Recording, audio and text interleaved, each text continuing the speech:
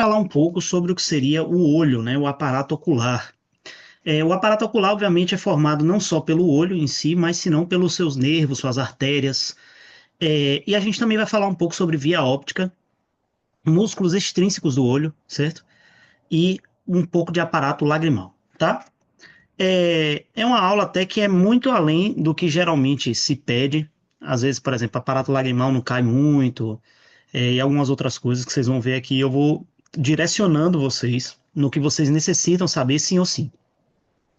Primeiro que o olho, né, tem essa forma redondeada com um extremo anterior um pouco, não exatamente redondeado, né, é mais acuminado, e a gente chama essa parte anterior de polo anterior e a parte mais do fundo de polo posterior, certo? O olho, na verdade, a gente não fala ele como um todo, ele é dividido em diferentes capas, né? Essas capas são como capas histológicas, né? A gente tem a túnica externa, que é basicamente a córnea e a esclerótica. A esclerótica é o branco do olho, né? E a córnea é a primeira lente que a gente tem no olho, é uma espécie de lente, né? Que ocupa somente a parte anterior. E a transição entre elas, ou seja, a transição entre córnea e esclerótica, que é o limbo esclerocorneal, certo? Depois a gente tem uma túnica média, que a gente chama capa vascular ou úvea, certo? É a capa onde contém principalmente os vasos da região do olho, certo? E que dentro dessa capa ele contém outros componentes, como coroides, que a gente vai ver, a íris, né, que é o colorido do olho, né? E, e o que a gente chama de corpos ciliares. A gente vai ver tudo isso. E depois a gente tem a túnica mais interna, que seria a retina, que é a capa nervosa, né? A túnica média, às vezes a gente chama ela de capa vascular e a capa retina a gente chama ela de capa nervosa. Beleza. E o que que a gente diz que está dentro desse olho? Ou seja, qual que seria o contenido do olho, né? É o cristalino, que também é uma lente, certo? O humor vítreo e o humor aquoso, certo? Botei ali corpo vítreo, que é outro nome que se chama também. O humor vítreo e o humor aquoso é o nome que mais se usa, certo? Beleza, maravilha. Olha só. Quando a gente fala desse globo ocular, a gente tem que entender que a parte mais anterior, ou seja, a partir do cristalino, que é essa lente, para a parte da frente, a gente vai ter o que a gente chama de é, parte anterior do olho, que a gente divide ela em duas câmaras, certo? A câmara anterior do olho. E onde é que é essa câmara, Diogo? A partir da região do limbo esclerocorneal para frente é a câmara anterior, certo? Dessa porção vazada aqui, que seria a íris, para trás até o cristalino, seria a porção posterior. Então, aqui na frente a gente tem a córnea. Então, da córnea até a íris, cavidade anterior, certo? Ou do limbo esclerocorneal, pegando aqui a região dos músculos, íris e até a córnea, câmara anterior. E depois dali para trás até o cristalino seria câmara posterior, certo? Por que que é importante saber a divisão dessas câmaras? Porque dentro delas circula o famoso humor aquoso, certo?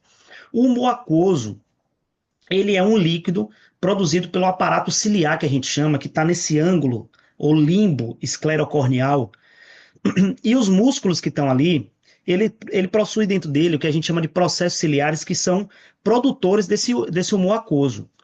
O que que acontece? Esse humor aquoso, ele tem uma das grandes funções dele é irrigar a córnea, certo? Só que ele irriga essa córnea não diretamente, ou seja, a córnea ela não tem artérias que chegam nela.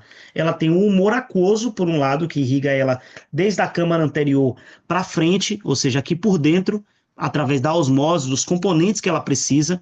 E por outro lado, a gente tem o que a gente chama de biofilme lagrimal, né? Que é a lágrima, né? A lágrima é um biofilme, por quê, gente? Porque ela é composta de, além de água, de muitos lípidos, tanto que é isso que dá esse aparato viscoso à lágrima, que permite que a córnea fique mais tempo hidratada, certo?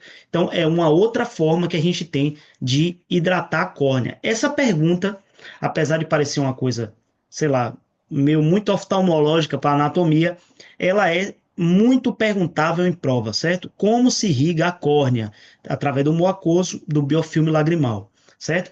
Muito importante saber isso aqui. Então, esse humor aquoso, uma outra coisa que a gente tem que saber sobre ele é o seguinte: o humor aquoso ele tem um trânsito dentro desses aparatos, tanto da câmara anterior quanto da câmara posterior. Vocês lembram? Câmara anterior corre até a íris, ó, e câmara posterior, vou até assinalar aqui, ó, córnea até a íris e da íris até o cristalino é a câmara posterior.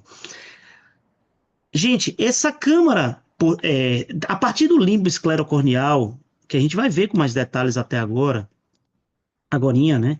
A gente tem o seguinte: a produção desse humor, ela se dirige até a câmara posterior, passa pela região da íris, certo? E ela volta à região do limbo esclerocorneal, onde ela vai ser reabsorvida por um conduto, também chamado conduto de Schlein. Isso é importante por quê, gente? Porque isso é o que permite que o olho ele não só se hidrate, como ele produza novas coisas para ele, e que esse olho ele não fique disfuncional, ou seja, não aumente muito a pressão do olho, certo?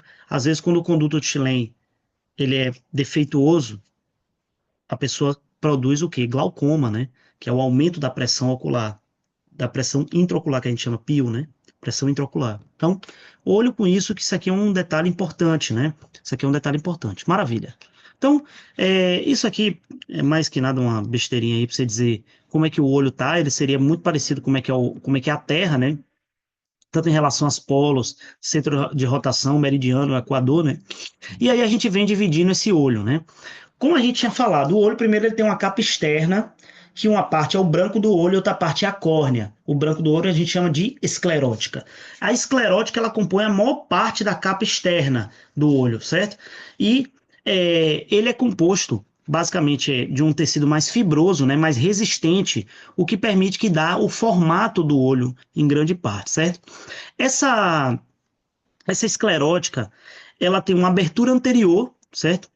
Que está aqui, ó, que é coberta pela córnea, certo? Uma abertura anterior, e uma abertura posterior, que é onde sai o nervo óptico, certo? E a artéria central da retina.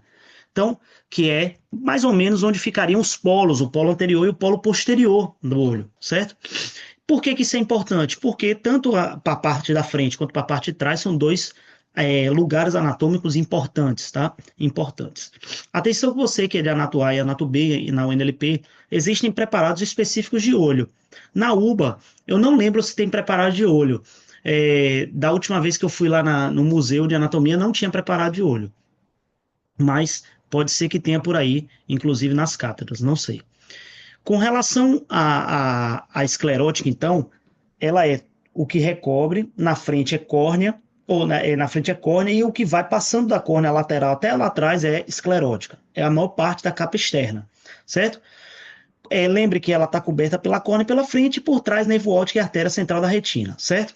Beleza. E ela, por que que ela tem essa capacidade de ser assim mais grossa, mais resistente, mais fibrosa? Porque é nela que se insertam os músculos do olho, certo? Músculos que a gente chama de músculos extrínsecos, né? Músculos que nascem fora do olho e terminam ali dentro do olho, né? Ele nasce na porção mais posterior da cavidade orbitária e terminam no olho. Beleza. E uma coisa que é importante, esse olho ele está coberto por uma capa ainda mais dura, que a gente chama cápsula de Tenon. Também pergunta frequente de prova, tá? Saber o que é a cápsula de Tenon. O que é a cápsula de Tenon? É uma membrana fibrosa que recobre a esclerótica, tá? Que recobre a esclerótica. Então, beleza. E entre a esclerótica e a cápsula de Tenon, a gente tem um espaço supraesclerótico de Tenon, que é, na verdade, coberto por tecido linfático. Tecido linfático. Maravilha. A parte anterior, que seria a córnea, ela é uma lente, gente. Porque o olho, ele funciona, o aparato ocular, ele funciona por lentes, né? Vem um monte de raios, que a gente não sabe a direção deles, digamos assim, e o olho, ele tem que formar uma espécie de sistema que unifique tudo que você vê em um local só para ser traduzido, né? Que seria ali na eminência da retina mesmo, né? Das células da retina, certo? Tanto para reconhecer cores, reconhecer luz, reconhecer a falta de luz ou formas, né? Então, isso também é bem importante. Beleza. E essa córnea, ao ser uma lente, ela é transparente, obviamente, né? Quando a córnea está tapada, isso representa algo patológico, obviamente, né? Uma outra coisa importante sobre a região da córnea, primeiro que a gente sempre diz que ela está entre o cristalino, que entre o cristalino e a córnea a gente tem o humor aquoso, né? O humor aquoso. Uma outra coisa, o que seria tanto na câmara anterior quanto na câmara posterior, como eu havia falado para vocês na estante. E uma outra coisa é que ela está inervada pelo trigêmino, certo? Aqui eu coloquei ó, um tecido avascular que se nutre por osmose. Isso é importante, hein? Isso é bem importante. Como está constituída? Epitélio anterior, elástica, própria. Isso aqui muito mais profitálmo, né? Que é como ela está em relação ao que a gente chama membrana de Bowman, membrana de Descemet. Depois a gente vê isso melhor em oftalmo, tá? Maravilha.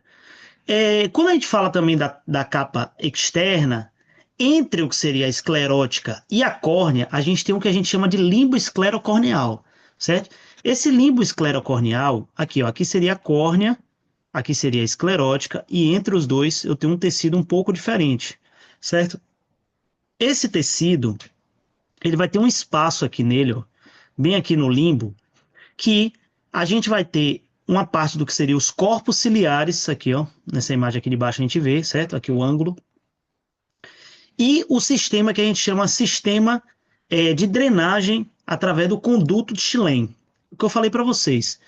Os músculos e o processo ciliares, o que a gente chama de corpos ciliares, eles produzem líquido que vão primeiro pela câmara posterior, passa a região da íris, se dirige à região do limbo esclerocorneal para ser redrenado, certo? Isso é o conduto Schlenk. E é o que eu falei para você, o glaucoma. O glaucoma é assim, né? Quando a pessoa não consegue drenar muito bem, ela pode aumentar essa pressão na parte das câmaras do olho e aí gera um glaucoma. Beleza. Quando a gente fala de túnica externa, é isso. Agora a gente teria a túnica média, né? Também chamada de úvea, tá? Úvea. Úvea. O que é a túnica média? É a capa vascular. Eu botei até aqui, ó. Capa vascular. E ela é composta de três grandes componentes: a coroides, que a gente vai falar agora, os corpos ciliares, certo? Que, apesar de ter relação direta com o que seria o limbo esclerocorneal, ele não faz parte da capa externa, senão da capa média, e a íris, que é a coloração do olho, certo? Ela faz parte também da capa média. Beleza. O coroides é realmente a túnica vascular por excelência, certo? É onde percorrem as artérias, especialmente o que a gente chama de artérias ciliares, certo? E a gente coloca aqui, ó, só para você entender um pouco mais a fundo, mas é o seguinte, ela estaria entre o que a gente chama de lâmina fusca da esclera, ou seja, a porção mais interna da esclera, com a porção mais externa da capa interna da retina, que é a membrana de Bruch, certo? A gente vai ver isso também mais em oftalmo, tá? Sua função, a função da coroides é irrigar a retina, principalmente, ou a grande parte da retina, através dessas artérias ciliares largas e curtas, tá? A gente tem artérias ciliares anteriores e artérias ciliares posteriores. As posteriores são mais importantes, tá? São mais importantes. Depois a gente tem isso que eu tinha falado para você, que é o corpo ciliar, ele aqui, ó. O corpo ciliar, ele é a porção, tanto formado pelo que seria, aqui, ó, essa outra imagem aqui tá até melhor, pelos músculos quanto pelos processos ciliares, tá vendo? Os dois formam um corpo ciliar. Essa porção, né, é a grande responsável pela produção do humor aquoso, que a gente tanto falou, tá? Ela é composta uma parte de músculo liso, né?